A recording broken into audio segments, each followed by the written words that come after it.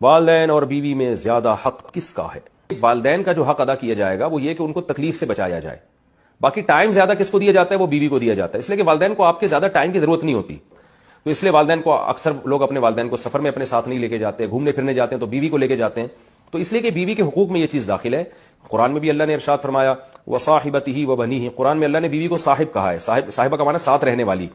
تو ساتھ رہنے والی کیونکہ وائف ہے تو ٹائم عام طور پر اس کو زیادہ دیا جاتا ہے، اور یہ اس میں والدین کی حق تلفی نہیں ہے کیونکہ والدین کو اولاد سے زیادہ ٹائم چاہیے بھی نہیں ہوتا. اسی طرح خرچہ جو ہے، کیونکہ والدین خرچے کے محتاج نہیں ہوتے، کیونکہ آپ کے والد بھی کما رہے ہوتے ہیں جو آپ کی ماں پہ خرچ کر رہے ہوتے ہیں، اپنی وائف پہ یعنی خرچ کر رہے ہوتے ہیں. تو لہذا آپ کے ذمہ یہ نہیں ہوتا کہ اپنی ماں پہ خرچ کریں آپ، کیونکہ وہ آپ کے والد کے ذمہ اور وہ انہوں کو کھلا رہے ہوتے ہیں. وہ یا آپ کی والدہ کی پینشن آتی ہے یا آپ کی والدہ جاب کرتی ہیں، جبکہ بیوی کا خرچہ جو ہے وہ مرد کے کندھوں پر اللہ نے ڈالا ہے.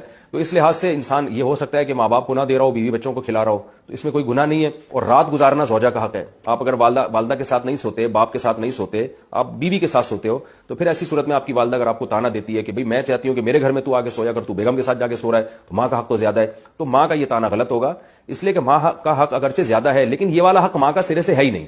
والدین اگر مالدار ہیں تو آپ پر والدین کا خرچہ لازم نہیں ہے، لیکن بیوی کروڑ پتی بھی کیوں نہیں ہو پھر بھی شوہر کے ذمہ اس کا نان نفقہ ہے، کیونکہ وہ اپنا گھر چھوڑ کر آپ کے گھر میں باؤنڈ ہوئی ہے اسی بیس پر کہ اب نان نفقہ آپ نے اس کا اٹھانا ہے.